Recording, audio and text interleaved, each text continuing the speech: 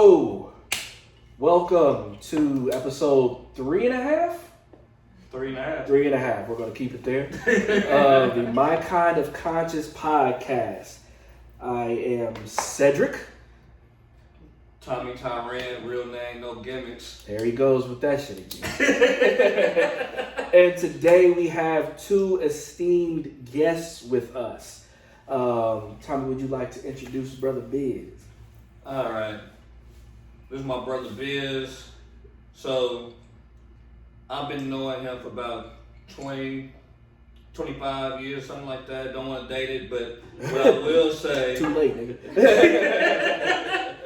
is growing up in the hood, everyone got like these different hood type nicknames.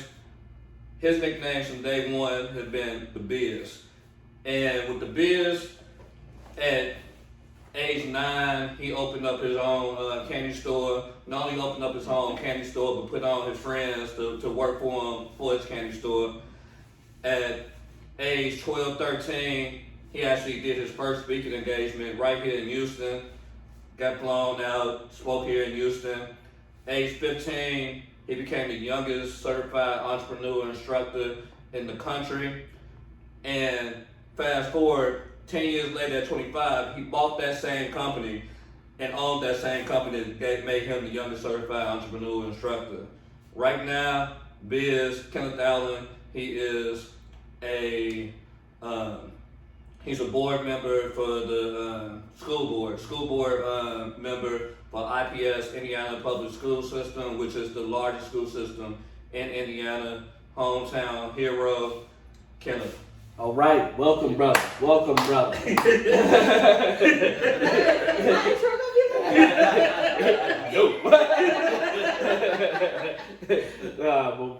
So Brother Biz is here. Now I will introduce my home girl, Miss Brandy. Brandy is the owner, operator, and creative mind behind Fem State of Mind, femstateofmind.com. Yes. She is a mother, a daughter, sister, friend, lover. I invited Brandy for some obvious reasons. We'll get into that later. But so that is our second guest today. Kenya is not here. I think anybody that's been following us will know that she is in Ghana. Living her best life. Awesome. Keep it up, Ken. International swag. International swag. She's killing it. So basically what we wanted to do today is kind of offer some different perspective. You know what I mean? Me and Tommy could shoot the shit back and forth all the time, but that's not going to be very interesting to a lot of people. We just happen to luck up that Biz, you in town today. What brought you here this weekend? Birthday party. Friends having a birthday party, so I came in to support her and celebrate with her. That's what's up. That's what's up. And luckily, Brandy, she just don't have a life. So we got some feminine vibes over there that we can depend on, so we're not just I'm a sprinkle. we don't just man this shit out. We appreciate it. Straight up. So let's get straight into this shit. How y'all doing? Biz, how are you feeling? Man, I'm feeling good. Indiana weather, as you all both know, is sometimes not the best. So came down to Texas to get some of that Texas sun and some good food. So I feel great, man. I'm happy to see you. It's been a minute since I've seen you. Yeah. You're doing very well. You like me? You've been eating good. Thank you. Tommy, you've been eating good too. Yeah. So I'm feeling good, man. Good. Glad to be here. Thank y'all so much for the invitation. Absolutely, bro. Yeah. Tell me, how you feeling? What's your brain feeling like? You good? Every time I tell you I'm healthy. Okay. Everything healthy. Everything. Brandy, you straight? I'm straight. These days, I'm feeling blessed. That's what the best word for me right now. So I'm feeling blessed. Okay. Talk up a little bit. Say it with your chest. I'm feeling blessed. Good, man. Highly favored. And highly favored of the Lord Jesus Christ. Won't be good. But he will, won't he will? Tabernacle.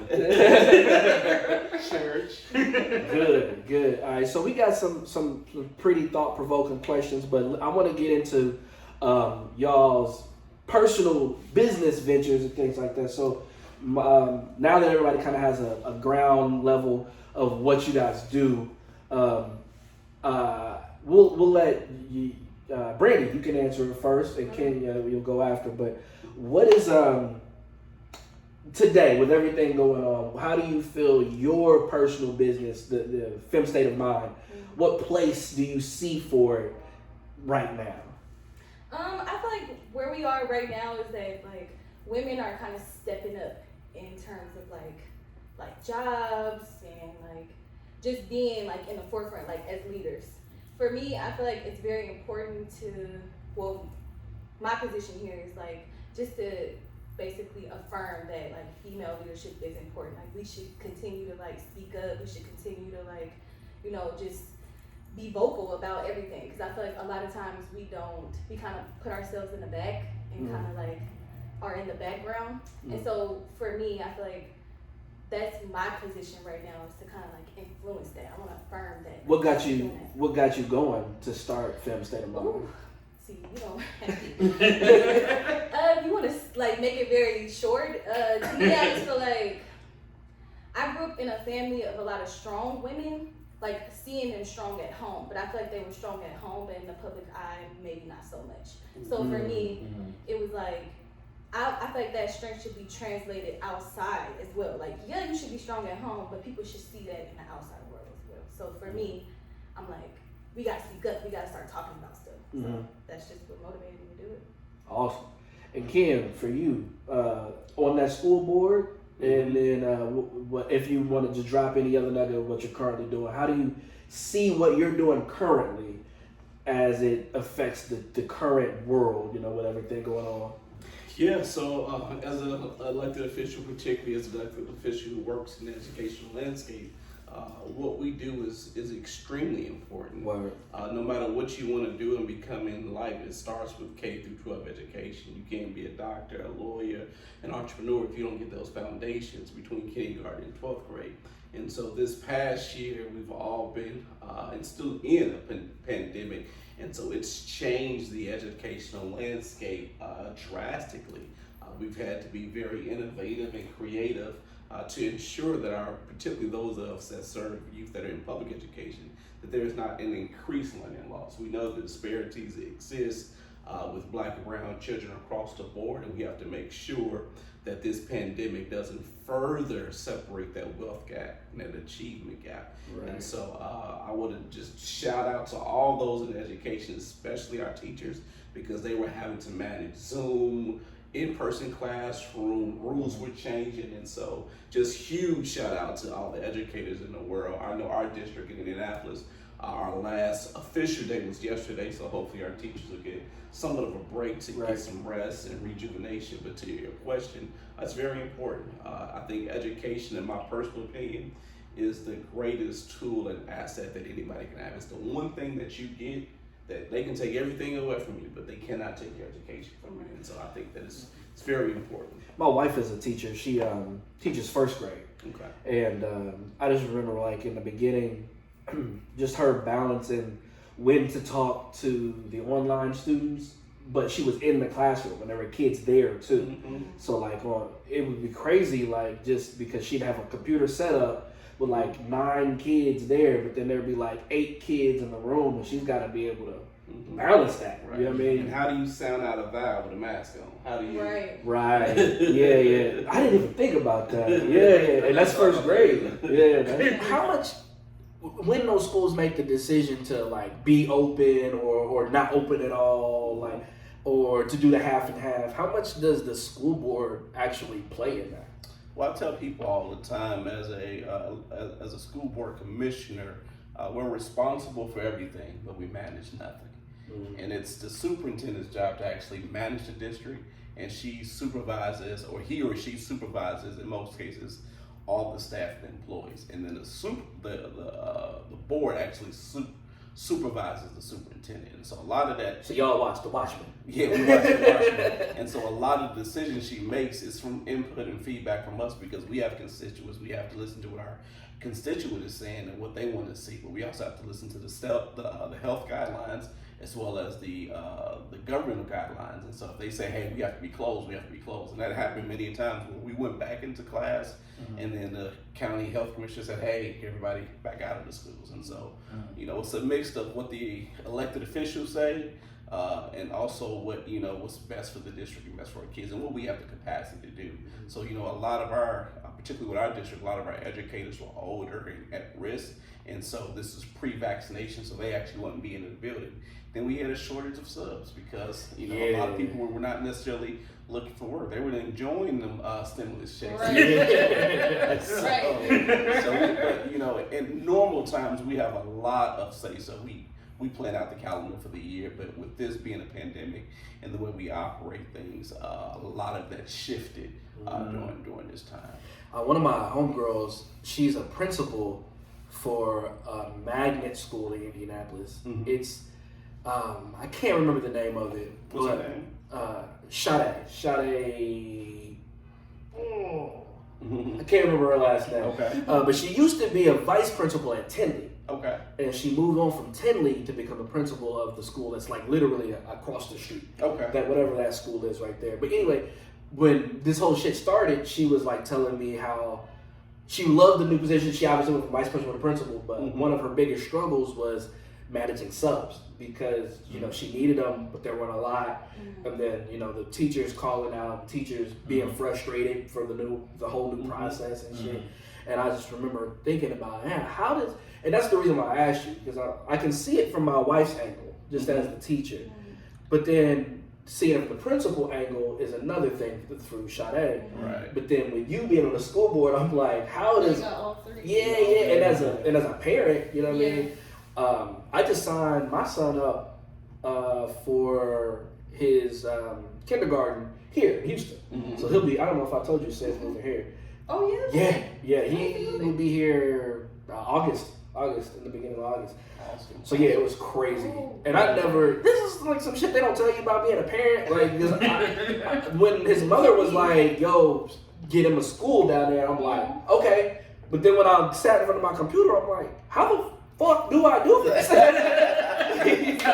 my God, I just signed up for pre-K3. Yeah.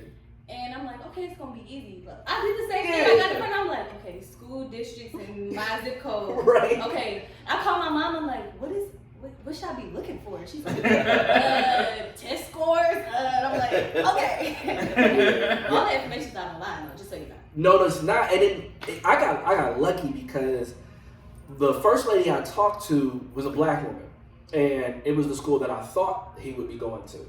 And so I filled out everything on the website and I emailed it. And then she called me and she was like, hey, I don't know if you know this, but we're not in your district. And I'm like, you guys are like 5 miles from me. How am I not in that district? And she was like, don't worry about it. She was like, I already sent his information to the correct school. And I'm like, man, I really appreciate that. She said, and the lady you're going to be talking to, she said, is also from our background. And I said,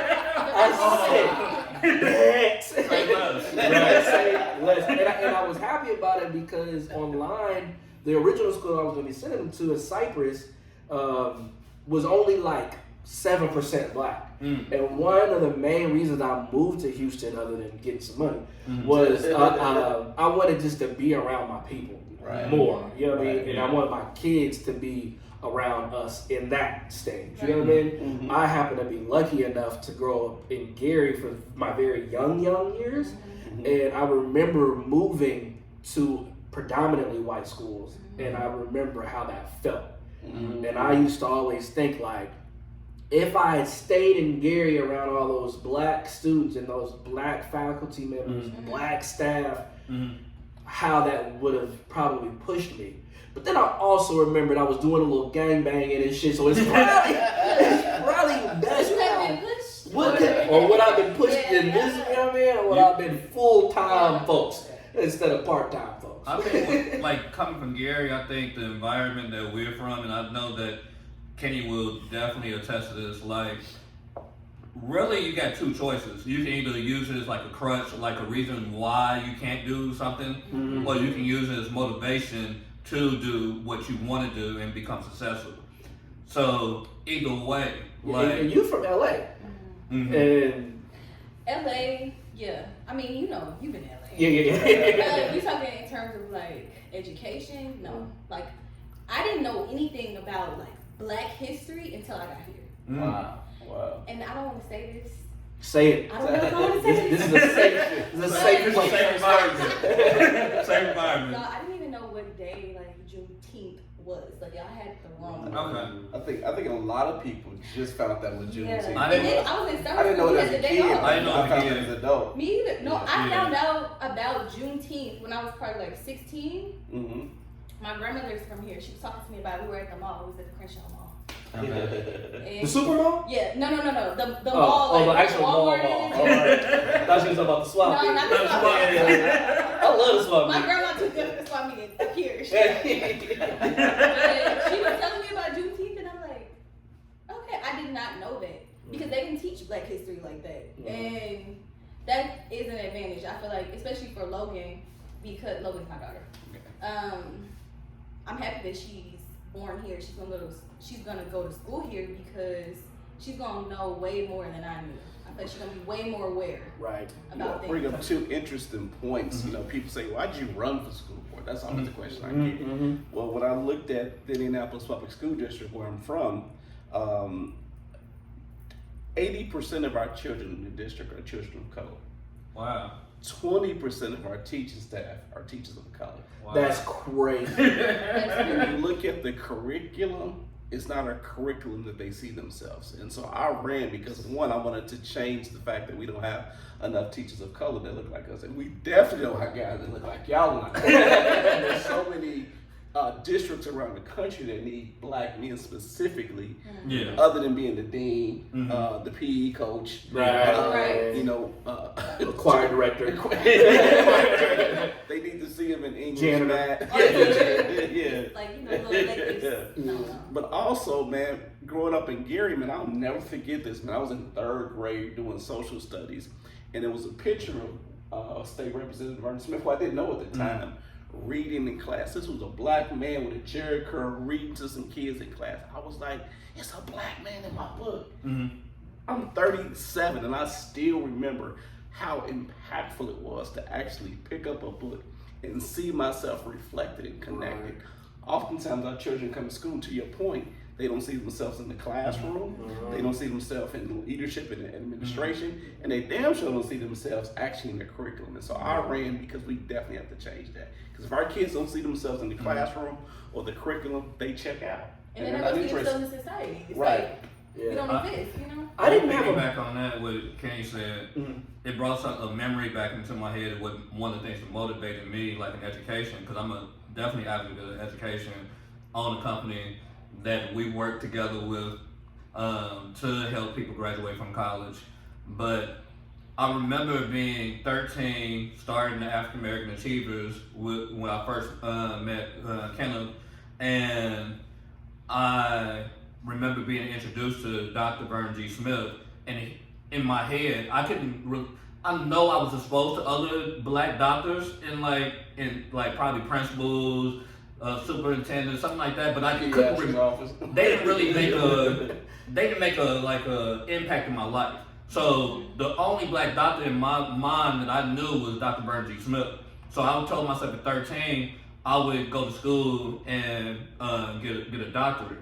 So that's the reason why I went through school and got the master's, went to school for the doctorate. All this is because at 13 I'm like, I don't know anyone like this, like to look like me who doing this, who got these credentials. So I need to get this so I can show other people like me that it's possible. That's possible. That's the shit that I want for my son, right, and for my daughter as well. But specifically, when we were talking about men in the classroom, I didn't have a Black male teacher until college. Wow. And even then, he was Black, but Dr. Francis Mayumba. He wasn't African American. You know what I mean? But I remember how, before I took his class, all the upperclassmen, they were all like, yo, when you take Mayumba, if you take him, he hates men. Like, he's super cool with the women. Like, he hates the men. And I don't back down from a challenge, but I also didn't have a choice. So I took his class, and at first I didn't see anything, like that we were saying. Like I didn't see him being tougher on dudes. But I wrote a paper once. We all had to write a 10-page paper. And I wrote one and I gave it to him. We all turned our shit in. And he turned mine into me with no grade on it. Like he grabbed it. I could see him like pulling the papers. And like he looked at mine. He probably read. He didn't even read the whole thing. Like spot reading? He was like, so everybody handed it in, right? And so he was like just taking, we were supposed to be reading or doing something, but he's taking the papers and he's like flipping through them. And he brought my shit back to me in the middle of class in front of everybody and handed it to me with no grade on it at all. And he said, do better. And so I'm like, in my brain, I'm like, this is that shit that we're talking about. Now I see it. So I stayed until after class. I'm like, fuck this. We gonna talk. Yeah. Keep in mind, I never had a black man as a teacher. So after everybody walked out, I came up to him. I'm like, Dr. Mayumba, you didn't even read my paper. And he was like, I know what you're capable of, and this isn't it. And he was like, I'm not accepting this. And I'm like, you didn't do that to anybody else. He said, how many black men are in my class? I said, and this one is just me. He said, exactly. And I was just like, okay. So I had like in my head, when I went to go rewrite that shit, I was mad as hell. I'm like, I'm gonna show him. But I really, once I was redoing it, I realized I didn't really try on the first draft. I never really had to try in high school and middle school. Like I just was doing shit. You know what I mean? I was, I guess, naturally smart enough to get through that shit and do well enough to go to college. But as I was rewriting it and actually trying, it made me think like, damn, what if I would have had that in middle school and high school? Where would I be? Where would I be? And even with all those black teachers in Gary in elementary school, those were all women. You know what I mean? And they were also very hands-on. But like, what would have happened? You know, if I would have had some black man to be 6 there. or 7 black And women coddle. Like, if you think about it, women coddle black men, or like their sons in general. It's like, just, I mean, I don't have brothers, but like just having friends who have brothers, just growing up, it's just like, my mom's so hard on me, but she just let my brother get away with whatever. And it's like, it's a lot of black or African American women that teach. So just think, if they're carrying that same type of spirit at home, what they're doing in class, you know, it's like, you're not really making them try. It's just kind of like, I know you're going to have it hard enough when you get older, so just go ahead and go on or whatever. Yeah, like, you know what? I met a lot of parents like that. Once I started, because I did some tutoring and shit, and I taught a class, ISTEP prep course. So ISTEP in Indiana is like our state, like you have to take this test to pass type of thing. I can't remember the technical term for those kind of tests, but standardized test. Yeah, and I had an ISTEP prep that I taught during one summer. And I just remember certain parents, fuck that, this is our pod. A lot of black women would come, like when I would tell them what their son was doing, and every time, not every time, but with those particular parents, nope, my son would never do that. And I'm like, ma'am, I'm telling you, I'm with him 8 hours a day. You know? This is what he's doing, not my son. Or who made him do that? He wouldn't just do that. And I'm like, yo, now I realize why this little nigga so bad. He's being enabled like crazy. And they take that same like energy into adulthood. So you don't even want me to go there. But I'm just saying, they take it into adulthood as men, and you know, they have families and they do all this stuff, and it's like, you just don't even realize, if you put in that same, like the same effort as your professor put in from them being a youngin', how different things could be, how different their lives could be, and then the people that, like the lives that they impact, you know what I'm saying? But I feel like nobody really understands, like it's all a trickle effect. Like, it's about exposure though, you know what I mean? Like what you're exposed to, you will adjust to. What you were exposed to, you will adapt and you will learn from. So a lot of these kids, if I don't know that a black man will have this effect on me, if I don't know what a black man loving a black woman in the household looks like, if I don't know those things, I'm coming in the game kind of with a handicap. You know what I mean? Not to say that you won't do well, but just seeing it, you know, just experiencing it. And I see like and we're going to shift gears a little bit. Hold on. I just thought about this. On the same note that y'all just talking about, accountability.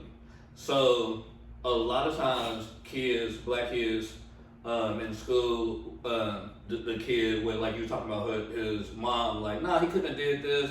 That same kid probably getting the freshest Jordans like every time they drop. Here's the thing, like recently in Gary, Indiana, a Gary legend, Ronaldo Nadi Thomas, Coach Thomas passed within like a week ago.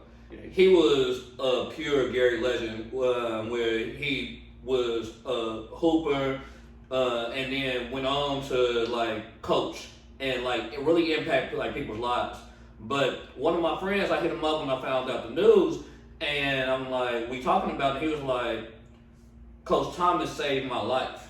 He was, and then we talked about it when I was in Atlanta. He was like, he was one of the few people who held me accountable in life. Like, he was able to do a lot of things that like most people couldn't do, like just the family structure, like just be able to do more things.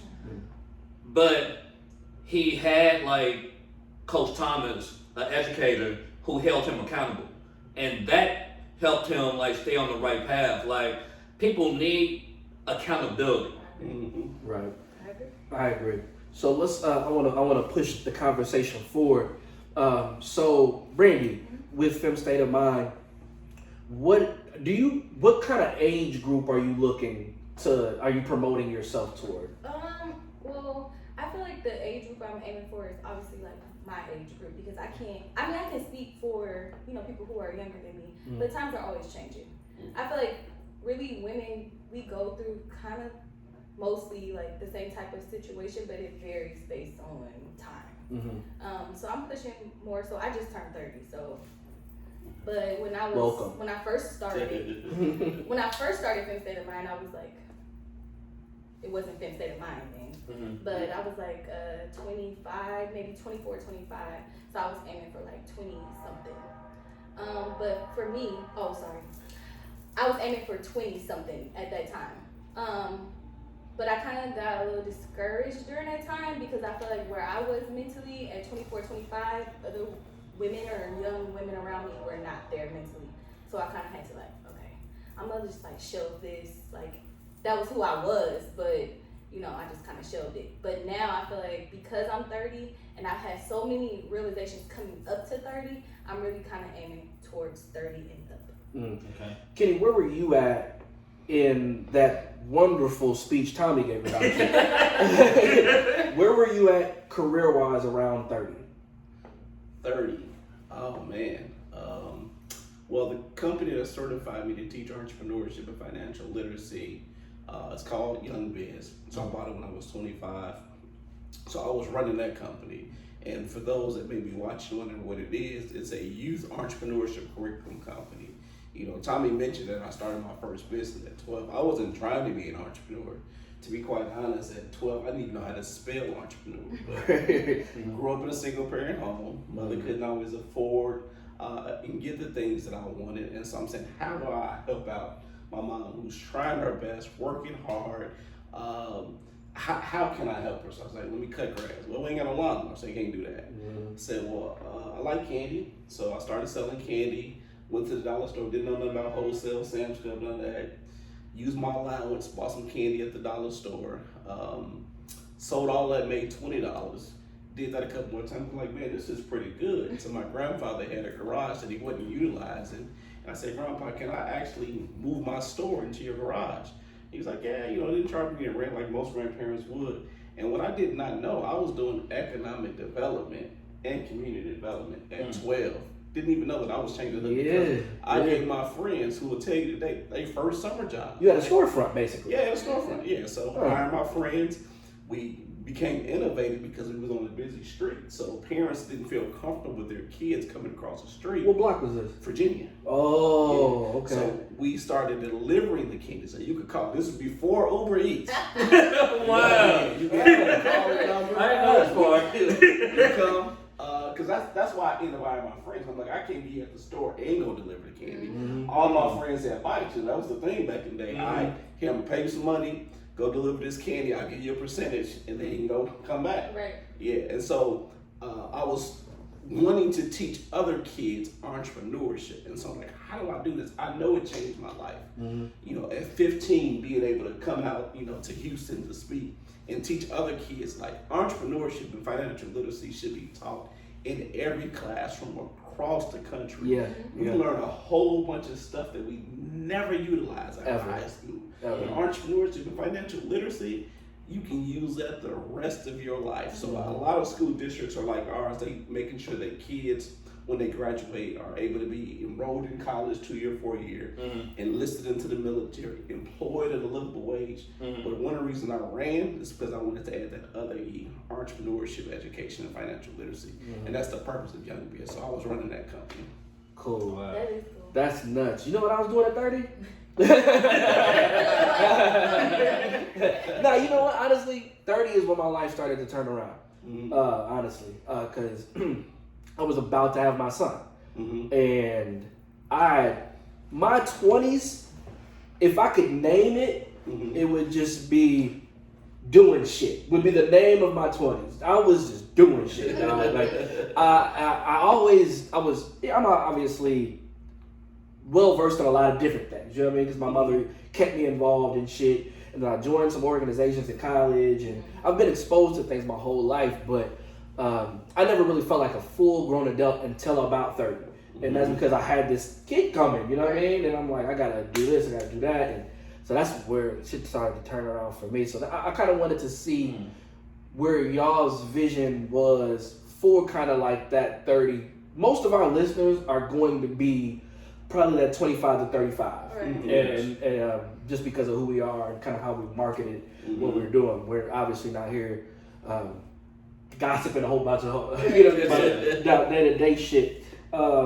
So what do you think, and I'll start with you, Ken, post-COVID, let's say now that it's outside open back up, but really when next school year, when all them kids get back in school after this basically, year and a half, 2 years of not, what do you think that looks like for your role? One, I think there's going to be a greater appreciation for educators. Many mothers and fathers were at home saying, I don't know how teachers do this 8 hours. Taking a drink like, oh my God, like go.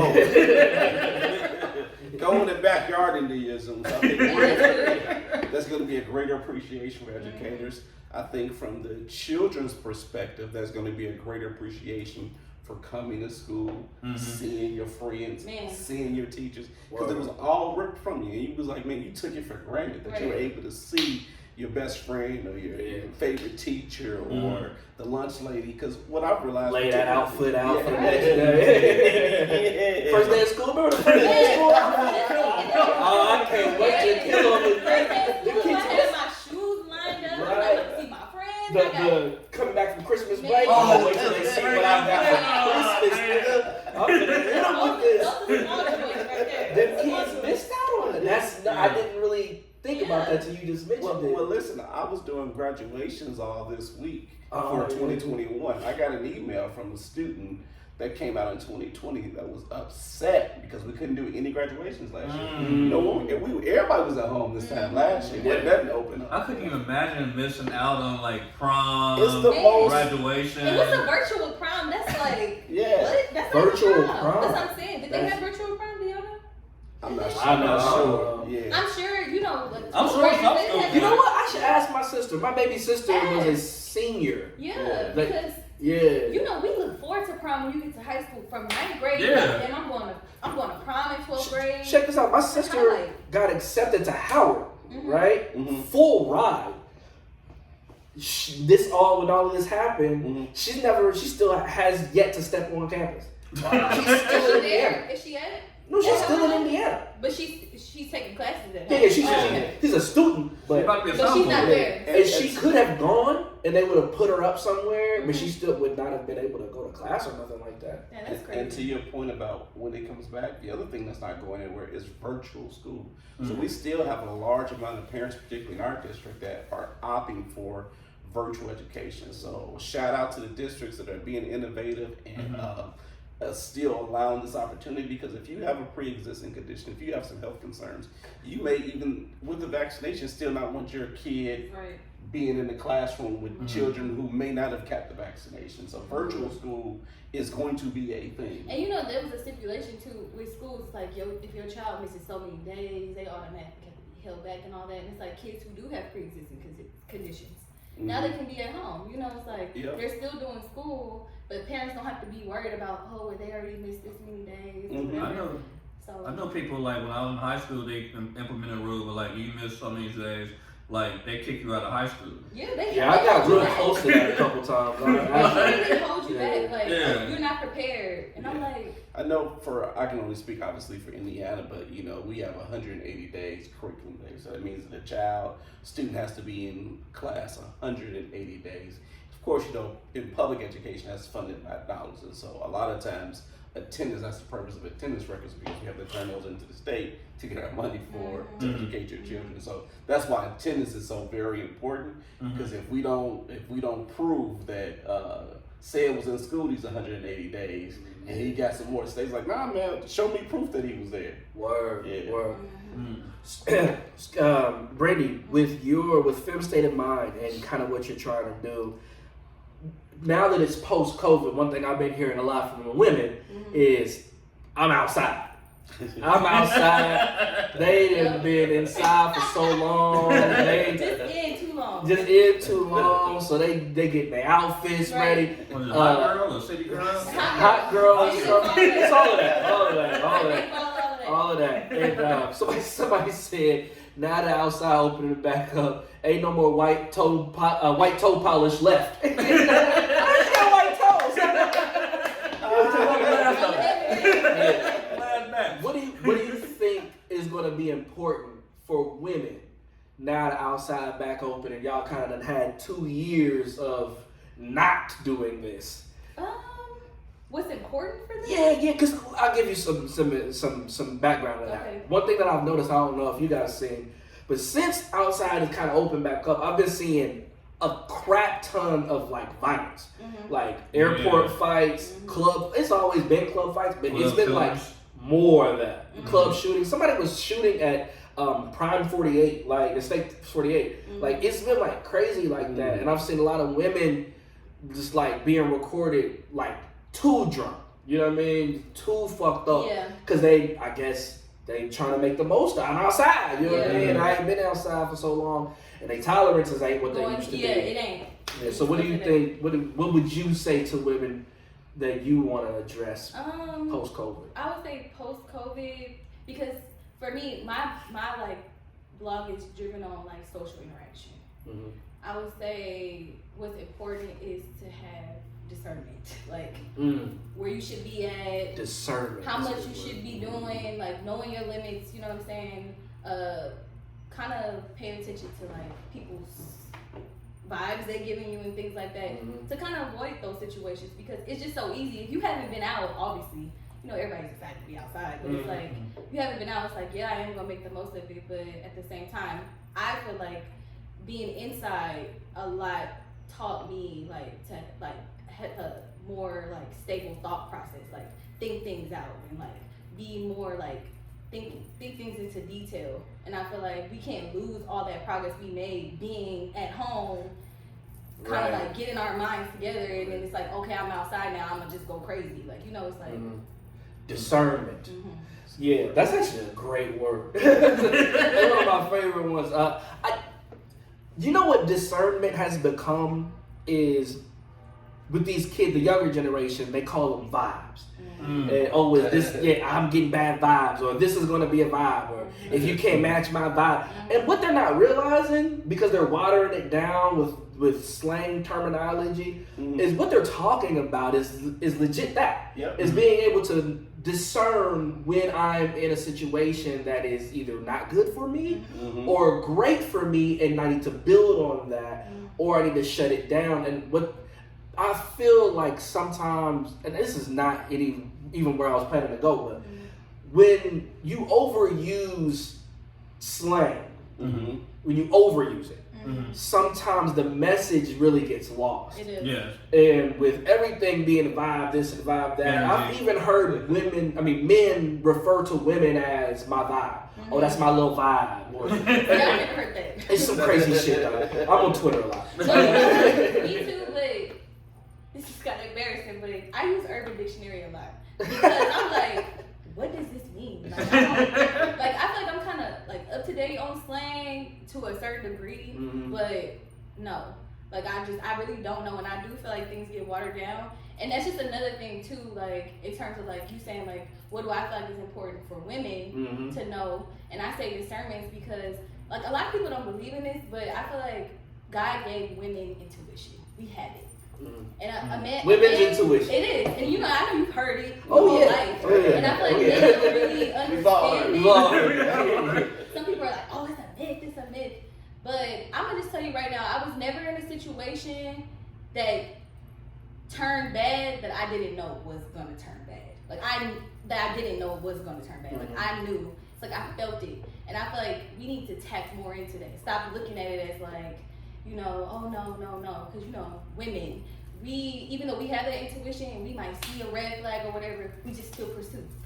And it's like, you have your intuition, follow it. Like it irritates me. But I think it irritates me because I've done it. And I still struggle with it, you know, and it's like, that's something I'm trying to navigate now. And I feel like coming up to 30, it became more like loud, like to the point where I couldn't ignore it anymore. It was like literally speaking to me. So that's what I'm saying. It's just like, I tell you what, at 35, that's the only way I know how to move at this point. Like if I don't feel, if I don't acknowledge that where I'm going is good, I don't go. Yeah. If I don't acknowledge that the person that I'm talking to has good intentions for me, I just don't associate. right. And I don't know when it happened, but it just kind of like overnight was just like, Yes. I'm just right. not going. I But think it's so enlightening when you finally feel it. You know, Yeah, it's like, yeah. I think you feel it from like a young age. You just ignore it. Yes. Like, Oh, I ignored it so much. Yeah. like this don't feel right, but I'm gonna keep on going. I know the niggas I'm beefing with are gonna be at this party. But I'm still gonna go. But I'm gonna go. Completely unwise. So just to explain to y'all and for the listeners that maybe this is the first time, what we're trying to do here, my kind of conscious, is we're trying to take subjects that might be floating around in the public, on social media, on the radio, on TV, those topics that kind of just get gossiped about or maybe just brushed over. And what we're trying to do is take those same ideas and uncover them from a deeper level. You know what I mean? Everything should be fun and lighthearted. You know what I mean? Obviously, we've been able to laugh a lot. But I think it's important that when we see certain things, we are able to acknowledge the back door to it. You know what I mean? For instance, like when we're talking about vibes, you know what I mean? And discernment. That is what I want to do. That's what we want to do for my kind of consciousness. Take, okay, vibes is funny. There's a million songs about vibes. There's every flyer is going to be, oh, bring your vibes. You know what I mean? But if we take that snapshot and say, okay, what does this mean? What does this really mean? You know what I mean? And that's my kind of conscience. that's my kind of conscience. That's the reason we call it that. Or, you know, like maybe I've acknowledged that, I mean, I've known you for some years now. I've always known you to be a conscious person. You're my kind of conscious. You know what I mean? Brandy, we first met partying. You know what I mean? We first met partying. But I'm able to discern, even in that situation, like who is a good person to me, you know what I mean? From my point of view. And so I've always kind of wanted to get to know you better. And now that we have, you're my kind of conscious. And that's what I perceive that anybody that's going to listen to an hour of this. Yeah, and that's a real thing, you know what I mean? That law of attraction that they're talking about with things can also happen with people, you know what I mean? If I'm putting out that I want to be surrounded with educated people who are about their business, and that's what I focus on, that's what's going to come to me. Right. And I think that's where we want to go. So I don't want nobody listening to this to pick it apart, what's funny, what's not funny at all. I want you to really, if possible, pick up on, we not just here shooting the shit, but we are shooting the shit, you know what I mean? And it's keeping that duality. And another important thing that we want to do is stress Black business. You have your own Black business. You started off as a Black business and you move it in that fashion. We only promote Black business. Yes.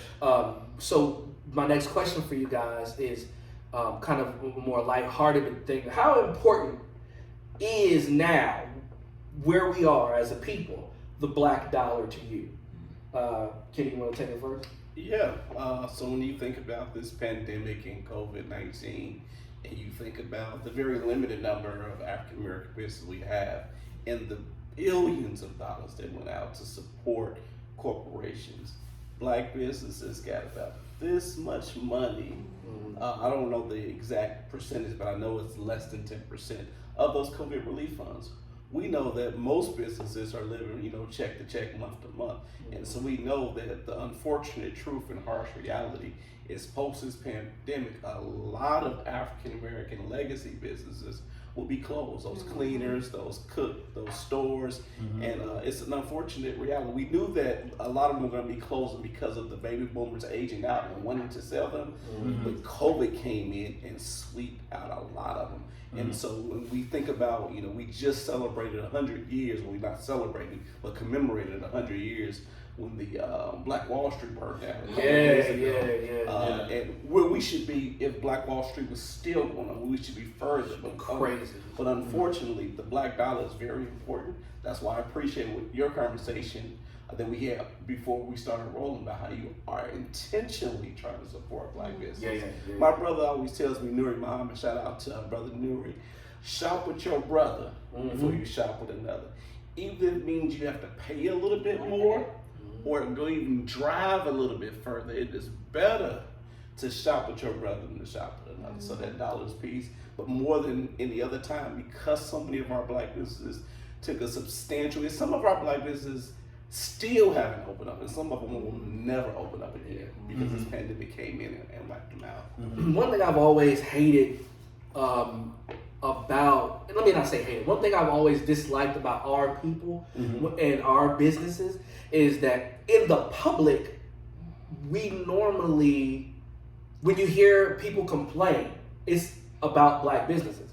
Oh, the customer service, this is why I don't like giving Black people my money because this is the customer service is bad, or I don't like giving my money to these Black people because they're always late. And one thing that I don't like is that. Because, I mean... So you forming an image of us. It's a thing. It grows as a culture. Yes. We never go in on Long John Killers. We never go after McDoubles, Kentucky Fried Chicken, Chick-fil-A, White Casket. Yeah. But we go after Mom and Pop's barbecue. Right. Tear them up on social media. Right. Yeah. I literally saw people. So like in the beginning of the pandemic. No. Not even that. In the beginning of the Black Lives Matter movement, right after I believe it was after Floyd.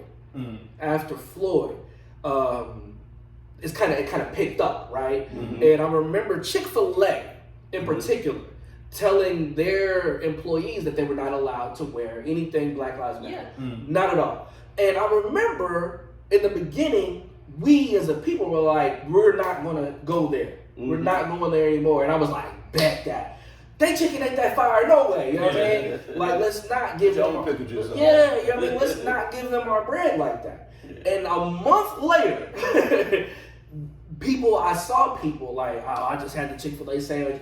And then a response would be like, hey, we're not supposed to be shopping there. And they'd be like, man, I can't help it. But here's my thing. It's not that good. It's not even that good, but like. But let it be a Black business. If it was a Black business, I would never go in there. And it is. And maybe. Yeah, they mean it. And they'll tell you not to go. Where you going? You going to Tony's? Don't go to Tony's. That is crazy to me. What's crazy, even crazy on that same note is Black people, colored people colored, will rather support a business that will have blackface on their garments, their products, and spend $2,000, $3,000, whatever, than spend $200 on a Black business product, and they be like, oh, that Black business product, oh, that's too expensive. Right. $200, oh, that's way. They spend $2,000 on something that's blackface. And as a black business owner, nothing pisses me off more than when somebody's willing to pay full price for Gucci, Louis, Yes. Burberry, and then say, "Hey, can I get a discount? Oh my God. Can Stay. you hook me up?" Stay. You were saying your friend owns a business in LA. Yeah, she owns a business in LA, and she has like specific days where, and she doesn't tell everybody this, but it's like she has a family or like friend discount on a certain day to basically kind of show her appreciation for people who are supporting her. That's very But smart. that irritates me, what you said about how people are like, oh, can I get a discount? And it's like, they gotta pay bills. They got a life, they got kids, they might, you don't know what they have going on. It's like to automatically assume because you're cool with them and you're supporting their small business, you should get a discount is beyond me. Like, I Or don't, can you do it in kind? Like my bills don't take in kind right. contributions. Does it, Like, Word. your bills, your bills are the same thing my bills do. They do on the first, it's late fees after the third, it's like, so to have that expectation for somebody just because they're a black business and they might be small and they're trying to grow, to me is like, you should have more like, grace for them, and I don't understand that. I really don't understand it. It's just like, and be so comfortable paying full price So comfortable for with it. luxury items. Oh, Will. Non-black. and that was, I don't know if you wanted to like ask me, but that was my thing about the Black Dollar because, Keep talking. That's okay, fine. my thing about the Black Dollar is, I feel like we spend a lot of unnecessary money on things that make no contribution to our future. Mm-hmm. I feel like, and this is just my personal opinion, and I'm not even a political person, but I feel like we should invest our money more into politics because that's when shit changes. It's like you endorse a politician, you endorse, people who actually have moves in the government. That's when shit starts to change. But it's like we're not thinking about that. Our mindset is so small, and it's like we're circulating our dollar in this part of, this little part when it's so much bigger than that. And it's like, if you really want to see some change, you really want to like grow as a person, you really want to grow in like as a culture, understand that money is power, and what you're spending your money on is making you look good in a moment. Rich girl. But what are you getting ultimately? That's how I feel about the Black Dollar. I think a lot of that, just to touch it on the politics side, I've seen our people rally and jump behind presidential candidates in mass, right?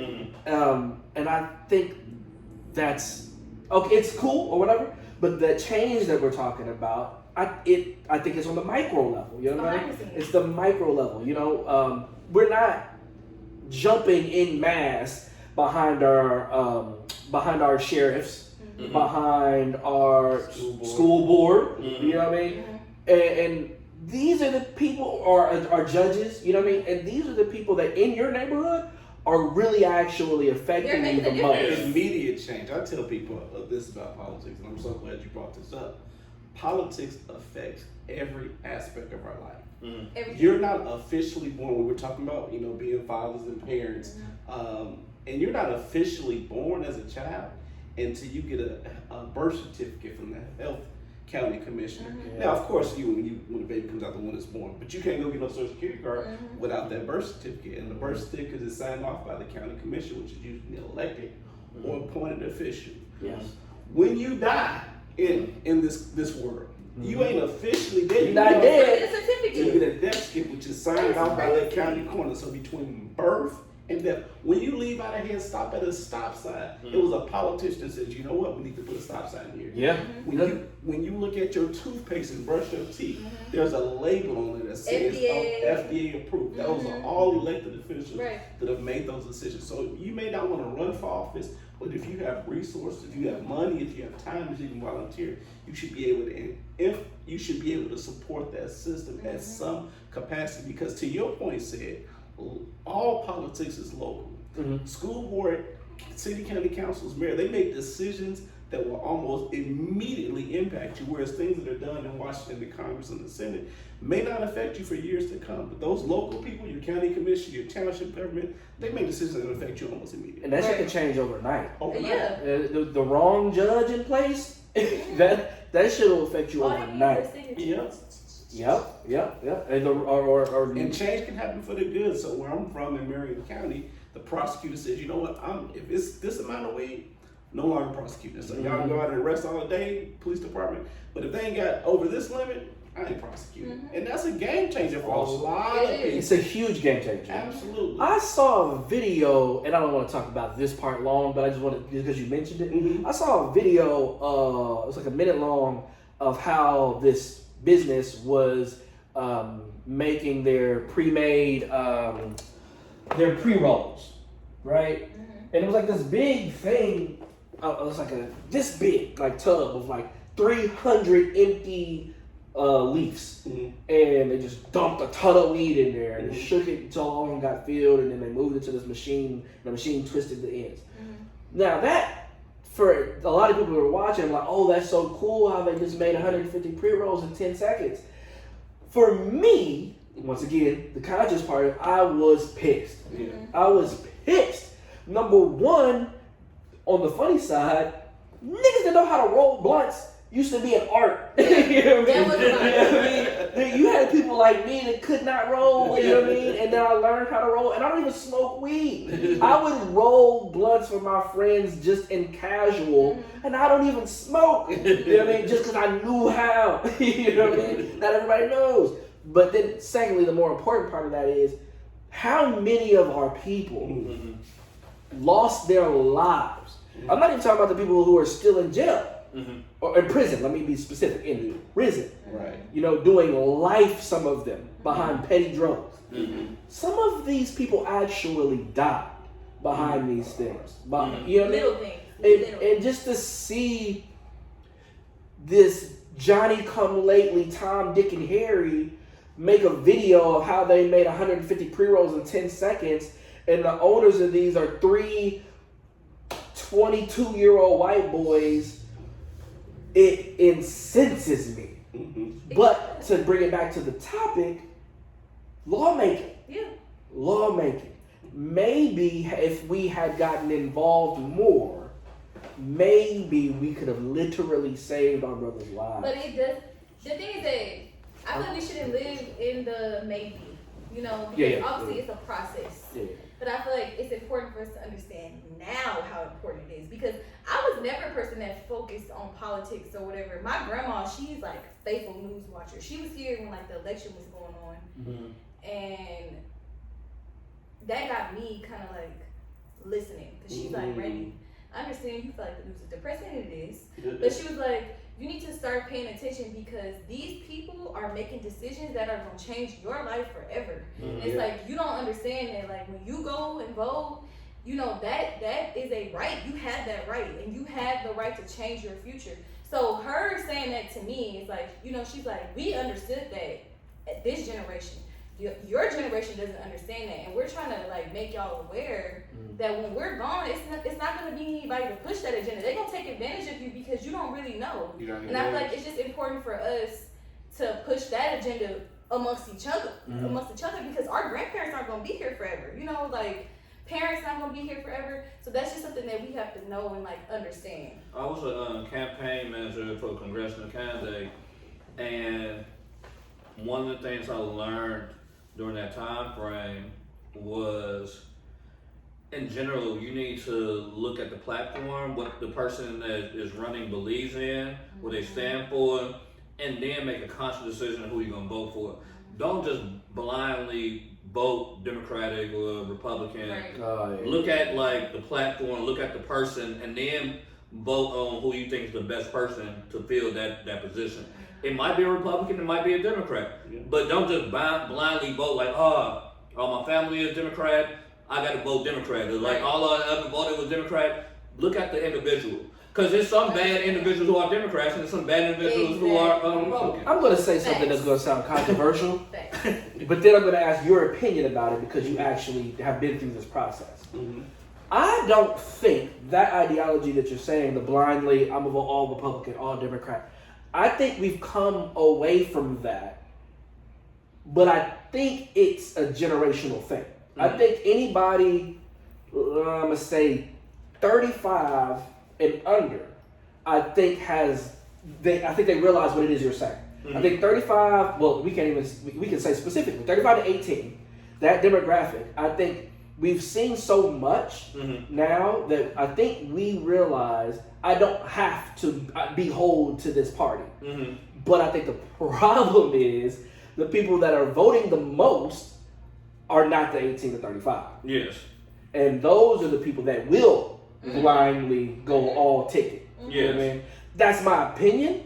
What do you think about that? Oh, it's true. Everybody is struggling to get that 18 to 35. The Vatican can't get 18 to 35. When I say the Vatican, I'm just being funny. I'm saying the church. Church, yeah. We can't get people vaccinated at 18 to 35. We can't get them to vote 18 to 35. Only people that is getting 18 to 35 are the video makers, and that's your rappers, your entertainers. And so it's absolutely true. I had an opportunity to greet voters every day when I was on the campaign trail, and for the most part, I didn't see a lot of voters that were in my demographics. They were extremely, in most cases, older than me, more of you seasoned citizens. But for whatever reason, we can't get that eight. I mean, and it's not just, it's not even just those people. I can go on and say NAACP, the Urban League. I can go down the list. Our fraternities and sororities are really struggling to get that. And I think for a lot of us, is that connection. You said you had some black teachers, liberal black teachers. They taught us about these organizations in the 40s. A lot of that has been stripped from our culture and the classroom. Therefore, they have no connection. They don't understand, this generation doesn't understand how important the civil rights movement is. The fact that you can go wherever you want to go, kick it, live, have these opportunities. You know what I mean? Martin Luther King was bigger than our average dreams. Civil rights movement was bigger than what they played during Black History Month. So they don't see the connection, and it's going to her point, it's going to get even worse because we're getting further and further away from all the work that our forefathers and ancestors did. We from a black city. First black mayor in the country. My grandma, 84, I want to say now. I was talking to her, retired school teacher, moved from Georgia, deep south to Gary. And I'm talking to her about Gary, and I'm talking to her about racism in Gary, and she was like, this is the last time I was at home. And we had a good conversation, and then she told me about Gary Roosevelt, and I didn't realize that the reason why it became a black school, Gary Roosevelt, historic black school at the time, was because the white people in Gary made the black kids go to Roosevelt. I just look at Gary, when I was growing up, it was 90% black. I just look at it as a black city, but I didn't think back about the history of Gary. I wanted to ask you something, not because I could be wrong, but I only know Tristan, my wife, is from South Central. You also lived in South Central, right? I live in Inglewood. In Inglewood, But okay. it's It's right there, But you went to school though, high school, in Palisades. in Palisades. How was that? What was that like for you? And hold on, before you answer, background to that, Inglewood, majority black and Hispanic, Palisades, not so much. No. Okay. For people who don't know Palisades, Santa Monica's Palisades pretty much. Okay. For me personally, how was it? Yeah, how was that? Yeah. Honestly, okay.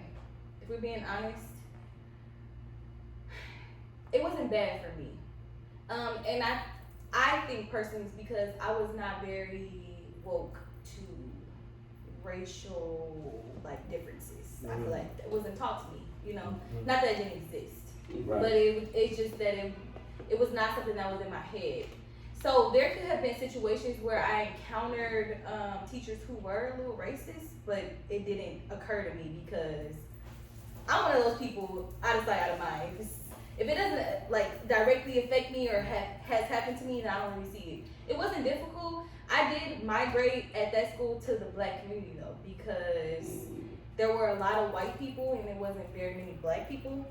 So I was kind of in my own environment, in a bigger environment, So it wasn't bad to me. To me personally, I feel like I had a lot more opportunity because I went to that school versus my other friends who went to Inglewood High or Westchester or whatever.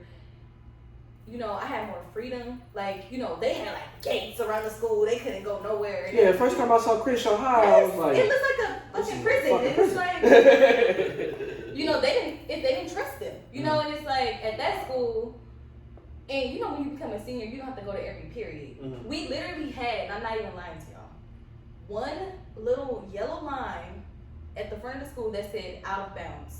That was your indication that you couldn't cross. And if you crossed, you wasn't about to get shot down. You know, it was like, okay, fuck this line. You know, I'm gonna just go ahead and do what I'm gonna do. But I never felt, I didn't know, I wouldn't even say I didn't know I was black. I didn't feel black. It wasn't like, I didn't get the experience of like feeling black. So when you went to Prairie View, for those that don't know, Prairie View, PVAU, right, is an HBCU. It's for those that don't know, historically black college university. Okay. So when you went to Prairie View, that probably was like a culture shock. It was a culture shock for me because, for one, it was a lot of black people, but also it was very enlightening because, you know, my community of black people in high school was small. It's like we were very tight, but I thought what I appreciated the most about Prairie View was to see all these like black faces, like black people, like serious about education, serious about what they were doing, like smart, like very, like just like intellectual. To me, that was motivating to me because I'm like, damn, we should have more like schools like this, like just to like, not only were they like smart, but they embraced black culture. I feel like they taught black culture. And that was something that I never experienced being in LA and like going to school in the Palisades. So to me, I was like, damn, I'm happy I came here. Like, I got a greater appreciation for being black. That's I very got cool. something. So, us growing up in Gary, I remember, like I said, 90% black at the time. I went to school, as far as my recollection can say, I went to school with like 3 white people from kindergarten until the time I graduated high school. That is insane. So, You said 3? 3 total. So 6 total for both of us. Well, one of That's crazy. those 3 was Mexican and white. So like I wouldn't even count him as like one of them. There's 4 Mexicans. His last name is Gonzalez. So I remember I went to the college tour that Gary used to have and used to take us to like HBCUs for like our whole spring break. And I wanted to go to HBCU, and I wanted to go to Tennessee State.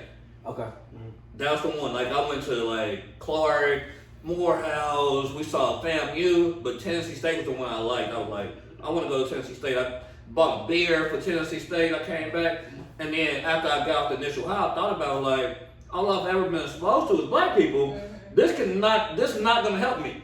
So I'm like, I need to go to a PWI, predominantly white institution, and experience culture. I need to be around more than just myself because I want to be successful, and I am going to be successful. So I need to learn how to maneuver around people that don't look like me. Right. Here's so That's an interesting we got a perspective. time limit, right? So I'm gonna keep this concise because what you're teetering on is a discussion that is so deeply rooted in the black community that never reaches a solution. And it's rooted in racism.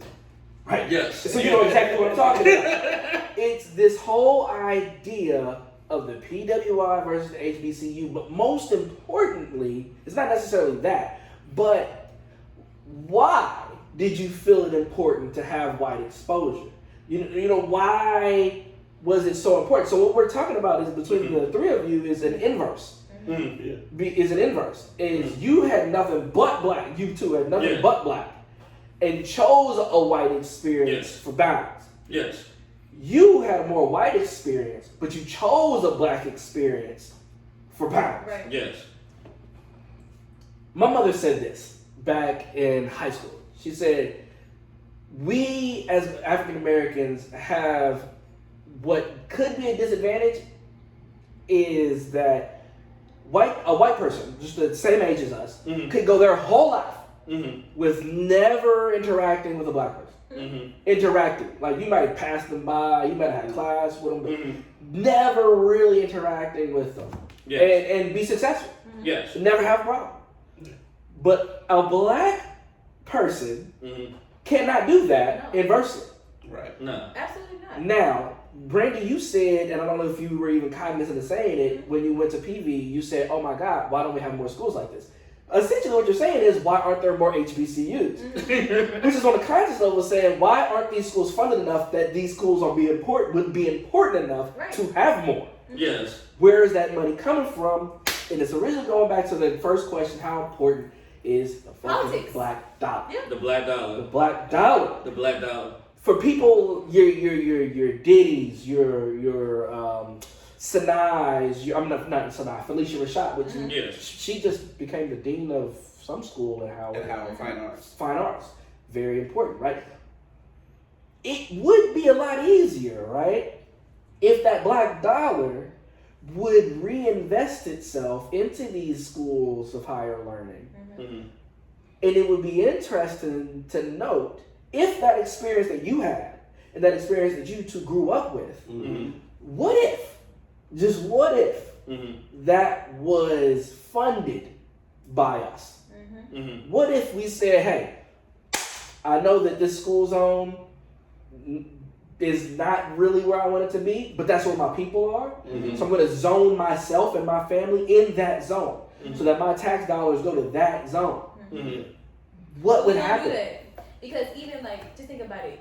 I would have never gone to Palisades if it wasn't for my mom. Right, right. She sent you. My mom was like, "Oh no, if we're gonna get the best education possible, I'm sending you away." Mm-hmm. Me going to Inglewood High, that was not an option ever. It was like, Mm. yeah, my elementary school was predominantly black. My middle school was like a mix, it was like borderline. It was like this where the black people at, this where the white people at, this where the school at. So it was like, it was cool. But when high school was a big deal to my mom, she's like, no, if we got any chance of going to college and all that, you going here. This reminds me of something that Farrakhan said. It's still recording. I went and saw Farrakhan speak my freshman year of college. So the fall of They got 2000. both of them. Were you there at Temple Number 7 in Uh, 2004? in Indianapolis? Yeah. Yeah. You were there I too. was there. Oh shit! Yeah, I was also there. It's amping up for the Million Man 15th The anniversary. 50th anniversary, yeah. So I remember him saying in there, slums are created in the people's mind. Mm-hmm. And I think this is important to note with the school system, right? Because my mom said, there's no way I'm going to Inglewood High. I'm going over here. Mm-hmm. Mentally, though, if we were to treat our schools Mm-hmm. like they are good schools, Mm-hmm. right? If we were to treat them that way and keep our money there in that neighborhood where I send my kid, you know what I mean? That lunch money, it seems small, but that's money that goes into it. You know what I mean? That after school program, it seems small, but that's money that's going into it. Yes. What if that money stays here? Mm-hmm. Slums are created in the people's minds, right? Is what he said. And it's like, I know that they might look at this like the hood, but what if I see trash on the ground and I pick it up? Mm-hmm. Yeah. What if, instead of hanging out right here for 12 hours, what if I go to the park and use that? You know what I mean? Instead of being on the corner Instead or of- whatever. Slums are created in the people's minds. So maybe a lot of these schools where our parents might say, hey, I don't want my kid going there. Mm-hmm. What if? The difference starts with you. Exactly. Yep. Which is the importance of that same black dollar, which is the same thing we've been kind of preaching, is that connectivity and keeping it there. And I would hope Yeah. that, we would wake up to that one day. You know what I Right. mean? Take care of yours. Take care of yours. And there's Stop funding others. Yeah. stop funding these You people. sending your smart black child That's this saying school making their Test test scores scores better go up. and all that. When you can send your child to this district that's Yes. slums. One thing that my brother Charles Mack, he brought this up a few years ago, and I argued him up and down when he first said it. But he was like, more of these top 5 recruits in the country, like Should go to basketball, HBCUs. football, to go to HBCUs. Mm-hmm. If enough of them go to Oh my HBCUs, it will steer Hello. it'll change the whole culture. Like, You would, It would change It would it'll everything. change everything. no, it would change literally everything. Everything. Yes. In America, you know how much sports affects the American way of life? Yes. The It's like religion for them. Yeah. Especially America. The college football coach and basketball coach at a good school makes more than a university president. Wow.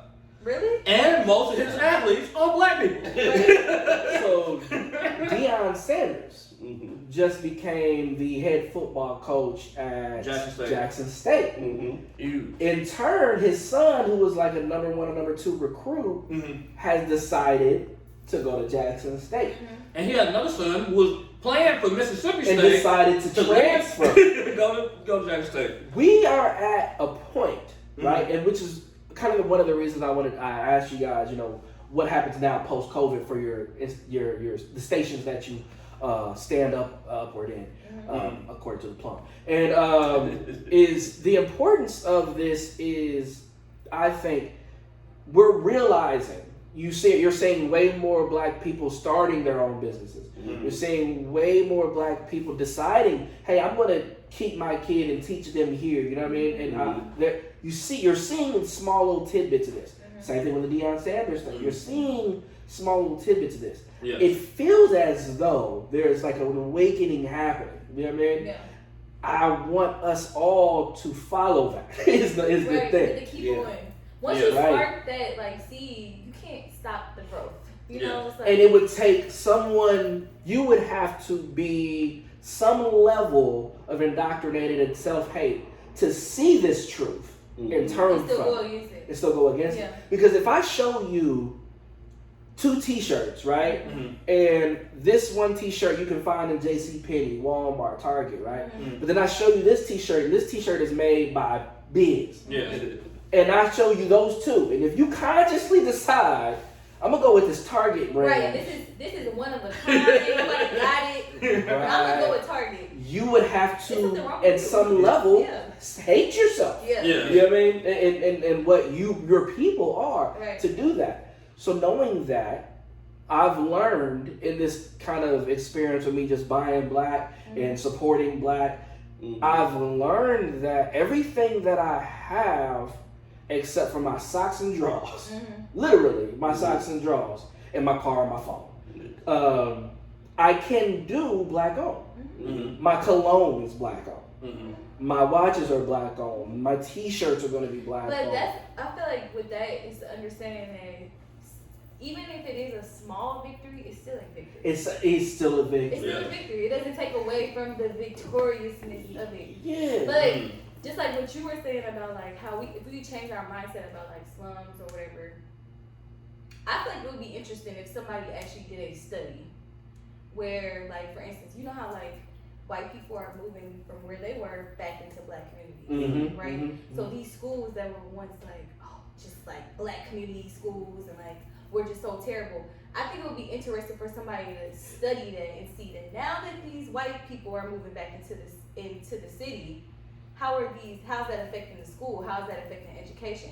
Because I feel like then too, that would show a lot about the dynamics of things and like how it really just depends on basically the environment. You know what I'm saying? It's like, I could tell you one thing I saw just growing up, and I kind of had both experiences that you guys have had. So I went elementary school again, all these black faces and things. But I used to go to PTA meetings with my mom because I had to whenever she would go. And in these PTA meetings, there would be like a lot of people. You know what I mean? All of them black. A lot of it was a lot of arguing. You know what I mean? A whole lot of arguing. A lot of point of orders and a lot of, I have the floors. But they were all black. You know what I mean? When we moved to Terre Haute, and I remember maybe my mom went to 2 PTA meetings. And I remember looking at it. And there were no black parents in there except for mine. And there were other black students. Like Terre Haute's not all white, you know what I mean? But it mostly is. But there were no black parents there. And even that PTA meeting was super boring. There was not. It was like, this is happening, this is happening. Okay, gavel. This is happening, this is happening. Okay, it's the white gavel. parents Who's making the potato salad? And that was it. You know what I mean? But I just remember. Put raisins in it. Yeah. I hope not. I remember. That's what black people work. I remember seeing that from like my mother's point of view, just seeing that, right? But then also knowing what happened to my grades once we moved. Mm-hmm. You know what I mean? Yeah. And that's my first time I started seeing anything below an A. Mm-hmm. But it took me some years to understand what was happening. When I was in elementary school, I had no choice but to get these A's. Because if I started to slip, they would call my mother. They knew where she was at. They knew what block I lived on. Yeah, straight up. And if my mom was at work when I got off, I would get in trouble with the neighbor. You know what I mean? Or my principal, Dr. Chumley, she was an AKA. And I'll never forget that shit. She would hold me until... But does that go back to what Tommy said about accountability? Accountability. Not enough of us take accountability. It's like, not even just for yourself, but just understanding that we are a unit. Look at how Hispanics stick together. Look at how Asians stick together. If we stuck together that same way, because I just remember like elementary school was primarily black. At my PTA meetings, it was a lot of black parents in there.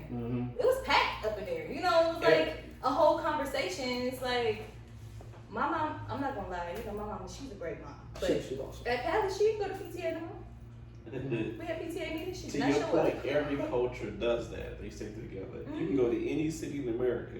Chinatown, Little Italy, Little Italy, Mexico town, Korean town. Where can you find a black town? No. They just call that the hook. You They just call that the hook. You And can't. then we don't own the You go liquor there, store. They compete with each other and all that. They not. We don't own the chicken shop. No. We don't own the pizza place. We don't own the nail shop. I got a question for you. Okay, so here's the question. You experience both sides. Yeah. One thing that maybe he experienced the same thing. I know growing up in Gary, because my grandma taught at the school, my elementary school, my mom worked in the school system. I was always treated like it was something different about me. Like the teachers treated me differently than most of the kids. They believed in me a little bit more. Yeah, put me on the pedestal. Like they believed in me a little bit more. They treated me like, he gonna be successful. He gonna be good. He one of the good kids. Do you think you felt that in Gary? And then when you went to the different environment, they no longer treated you like with the same type of love and support? I'll tell you exactly what happened. I had an outgoing personality, right? And I was smart. You know what I mean? My mother was one of those people that I would go to school, but then I was also having some school at home. You know what I mean? But in elementary school in Gary, yeah, they definitely did treat me like that. They knew. There was a guy in my elementary school name was Dre. Dre was kind of thuggy, even at that age. You know what I mean? But they used to make me and Dre do stuff together. They used to make, I was responsible for him a lot. You know what I mean? Which was, I hated it, you know what I mean? But it paid off, you know what I mean? Even in that first, second, third grade, that outgoing and then that push and that pedestal that they kind of held me on, that I know you're going to be good, we just need to work on you. When I started slipping, they used to literally get powdered. So then that was like a thing. And Terry, yeah. Too. Oh yeah, he definitely got that. When I moved, that they acknowledged the same thing, but I was a problem. So what they were praising me for at Ernie Powell, they were condemning me for at Sarah Scott. Okay. And it was just that I was outgoing. I spoke a lot. You know what I mean? For what they were used to. So like something small, like my mother taught me, and I learned in elementary school that Columbus did not discover America. Small things seemingly very fucking big in my life though. Yeah. Because when I go to school with the white kids now, and I hear, in 1842 was something 1482 whatever, Columbus sailed the ocean blue. I'm in there like, no. You know too much. Now I'm a problem. Yeah, you know what I mean? Now I'm a problem. You causing a distraction in class to stir. It's, right.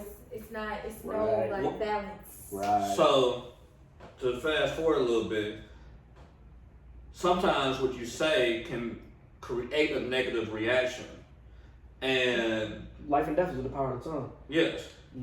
The counter. the kind of culture. Oh yeah. So essentially, to pivot there, everything that you say can turn into a thing, right? Every time you post something, you might just feel like I'm just posting this, but if it catches the right attention, that can form a life. Right. So to move us into this question, and this is kind of off of what we were talking about, but it's the last point that we had. Cancel culture. This ideology of if you say the wrong thing, you offend the wrong group of people, you can have your dollars pulled from you. And it could be for the positive, so let's say like with an R. Kelly type situation, or, and to give an example that we're all going to, comedians. I think it's important for our podcast and for our viewership because comedians have always been important in the Black community. You know what I mean? You can go back as far as you want to, but for most of us, we're going to start around the Red Fox, Richard Pryor era. You know what I mean? We're going to start around there, and of course, who we have now. But every comedian in between then, the Black comedian was tasked with taking our everyday lives and giving us something to laugh about. You know, Chris Rock recently did an interview in which he said, because of cancel culture and this ability on your internet to just pull up what I did when I was 16 and cancel me for it, is making it difficult for comedians to do their job.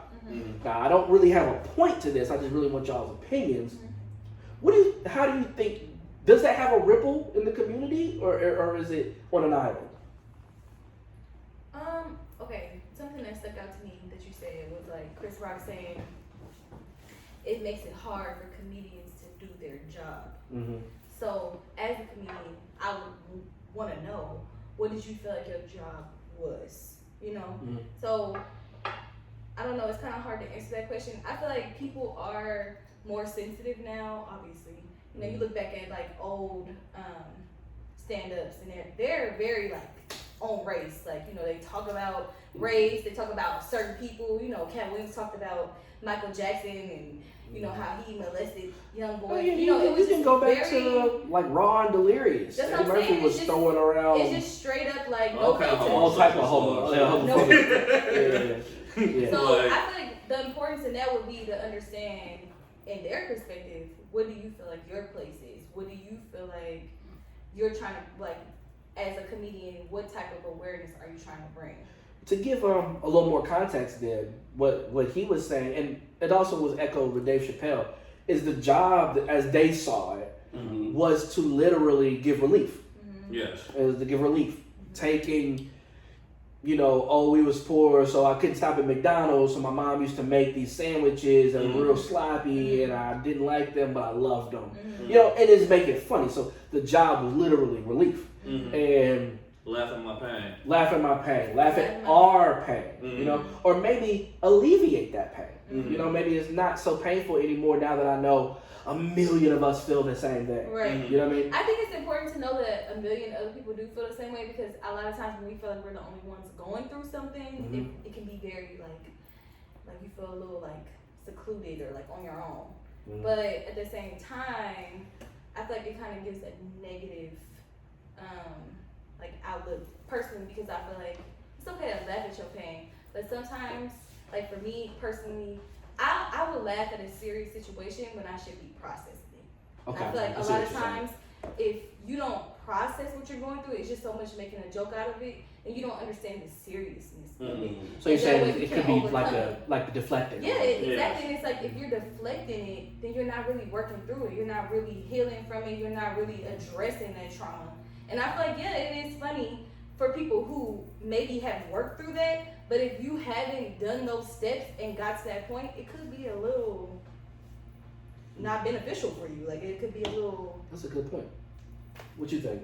I think that, you know, it definitely can be dangerous in the sense that there are so many people that are dealing with untreated trauma and undiagnosed trauma, and so when they are not getting the appropriate mental health that they need to deal with the situation they've experienced in their face, something like a joke could be a spark that sets A them trigger. off, a trigger, and The sets slang them word, off. trigger. Yes, sets them off to a path or to do something that they probably would not have done Right. if their pain wasn't being made fun of. So I think that it's a very fine line. I'm glad that that's not my call in life to be a comedian. Right. Although it was, Right. because it's nothing more enjoyable to see somebody have a good laugh. But I think it is a fine line because there's so much undealt with trauma, particularly in the Black community, because for so long we thought mental health was a taboo. Oh man, he gonna get counseling. Oh my, Yeah. what's wrong with him? Not understanding that you got to take care of your spiritual health, your physical health, and your mental health. Yeah. And it's okay to have Jesus and a therapist. Right. Yes. In the church, therapy literally was shunned. Because it was like an idea, like you have a pastor, go talk to him. That's your therapist. You know what I mean? The saints, Yep. counsel, talk to them. That's your therapy. It wasn't until recently, I literally, from my point of view, have only really seen it for like the last 5 or 6 years that now the church is kind of open to it. And I grew up in now. very strict faith. I think society as a whole just now opening up to it. Right. Yeah. So, and that's kind of the reason why I wanted to ask, and I tailored it with comedians specifically, because for every generation has always been a big one. You know what I mean? There's always been one. And we could go down the list, but you know who was funny to you. Once you realized it, once you realized what was going on. And now the comedy, there really isn't any. Like I can point to Dave Chappelle, but Dave Chappelle is still there. You see what I'm saying? Yeah. Like, and there's not been like this new rising star. You'll see a couple of them here and there. Was what Kevin Hart when he blew Kevin up? Hart. But Kevin Hart does not speak to anything political. No. He does not speak to anything No, religious. He very.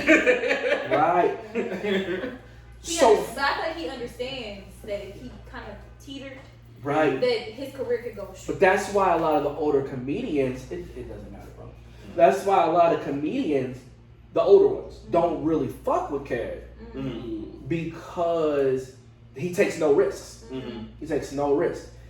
So I kind of had to ask myself the question, is this complaint that, because of cancel culture and it's so hard to do a job, is it because this comedian is unable to adapt? Which would be a flaw, right? If you're an athlete, if I'm the star point guard and then they decide the next year this rule is going to change, I have to adapt. Or I get cut. You know what I mean? So for a comedian, maybe if that's your complaint, maybe you should be a comedian. Yeah, exactly. That's not your calling. Right. So what is that Right. brings back to my point is, what do you think your job is? Exactly. But now, so for me, I might have grew up on Eddie Murphy, Chappelle, right? And or Chris Rock. They can't do that anymore.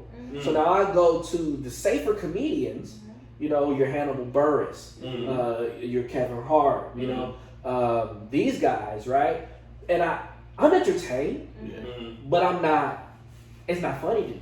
Yeah, You know what I mean? maybe it's not like a spark up here either. I feel like when you listen to Chris Rock or you listen to Cat Williams or like Richard Pryor or whatever, it's funny, but then later on you think about it, it's like, dang, it is kind of like that. And it starts a conversation.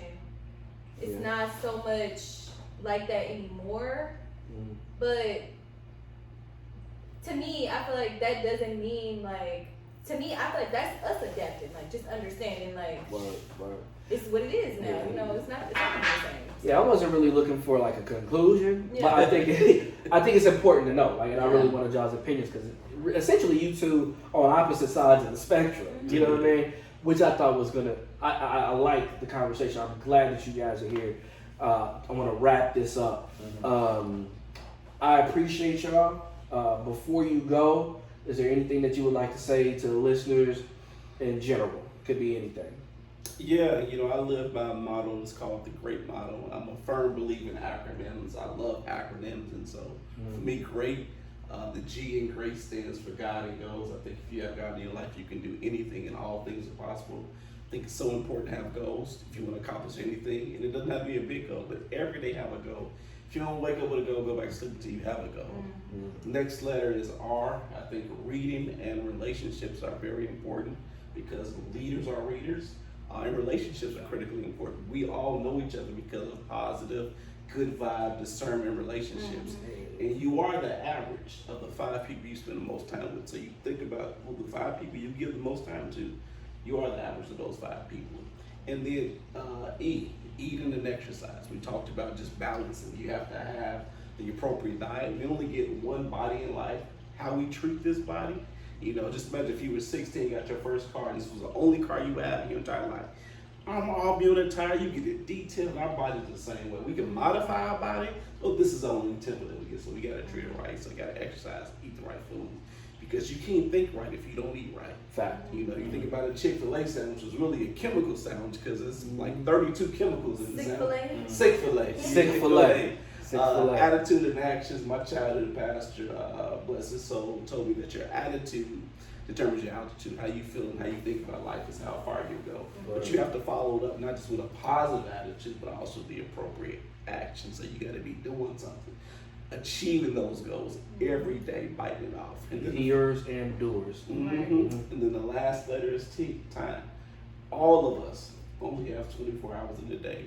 How we utilize them, how we do things to make those hours work, whether you Bill Gates, whether you LeBron, everybody only has 24 hours. So make sure that you're doing something with that time that's active and encouraging and help you meet your goals. So be great. Amen. Brandy? What was the question? Anything you want to just leave on? Just The thing I want to leave on is growth, because I feel like that's like the main thing for me right now is growth. Understanding, like, when anything crosses your path, if it catches your attention, listen to it, like, engage in it, because it might be something in there that is very essential to where you're going and like where you need to be. And I feel like personally, lately, everywhere that I've been has been essential to my growth. So I feel like just understanding that growth is like always is constant. So just be very like intentional about that, be very aware about that, and just embrace it. you want to tell the people where to find you? Oh, you can find me on Instagram. My Instagram name is The Fem State of Mind or femstateofmind.com. Do you have any place that people can come watch you? Yeah, we're blessed. We just got verified on Twitter, so Hey. you can find us Alan. Little blue check mark, so you know it's me. Small victories. Small victories. So Alan for IPS, ALLEN for IPS on Instagram and Twitter. Awesome. All right. Tommy, you got something? One thing I say that is love. Like, The greatest of these things. the greatest of these things, out of all the countless possibilities, God chose for you to be here. And that is God's love. But to take it further, while you're here and God is blessing you with breath, operate in love. Surround yourself with love. These two people being here today and being a part of this is love.